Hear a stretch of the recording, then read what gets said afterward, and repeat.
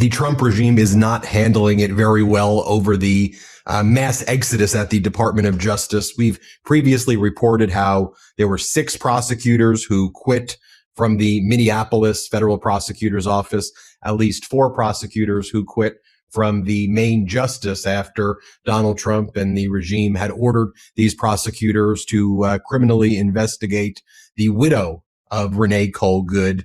And now this brings the total of attorneys that have quit, resigned, have been forced out of the DOJ close to around 3,000. But what we're seeing is a few things.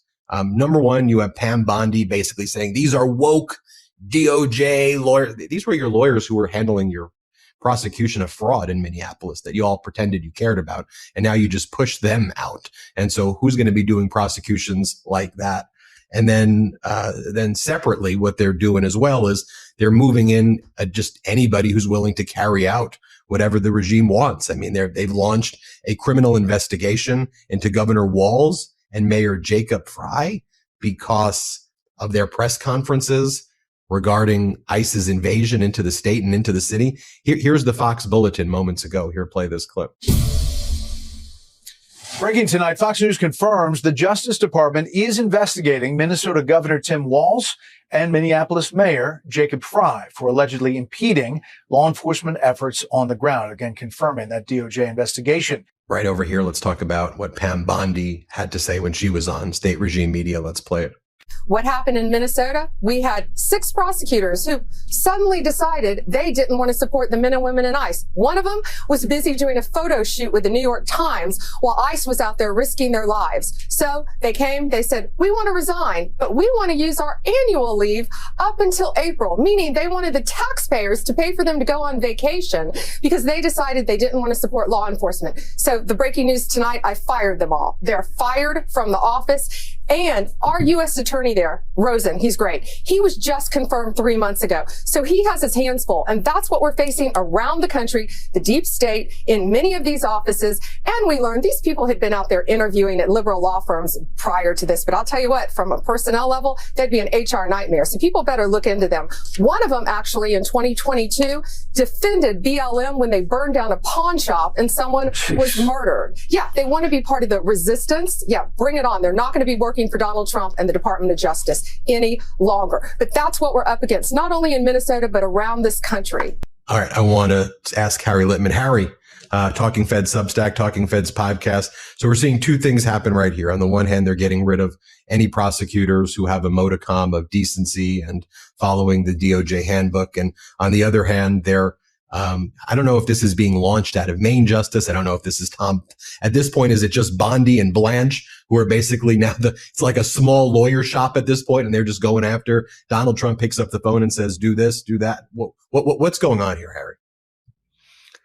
You know, it is really totalitarianism run amok. So not only are they taking orders from the White House, but they're doing it based on just raw political reasons, you know, even the completely improper prosecutions, and they're going to go down both of them for being selective and vindictive, of Comey and James, was Trump's sort of score settling, a petty personal thing. He's locked in a political battle that he is losing in Minnesota, because anyone who sees the viciousness of the ICE shooting and generally turns against him. And that's when he's deploying the criminal power of the federal government to try to just cow and push around. Just a couple things, but we could really talk about this for hours.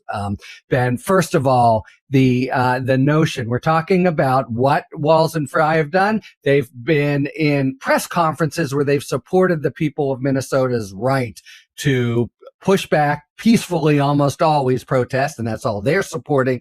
The invasion of ICE, pure First Amendment activity down the middle of what the framers wrote the First Amendment for. They're going to try now to recast it as a crime. This is a guy, by the way, I mean, Trump has called Walz, the vice presidential candidate, a buffoon and dumb and corrupt and every name in the book. And it is simply this no holds bar war. They have, as Walz has put in his lawsuit, or Minnesota's lawsuit, it's just an invasion. And the more they mess it up, the more they double down, send hundreds more, etc.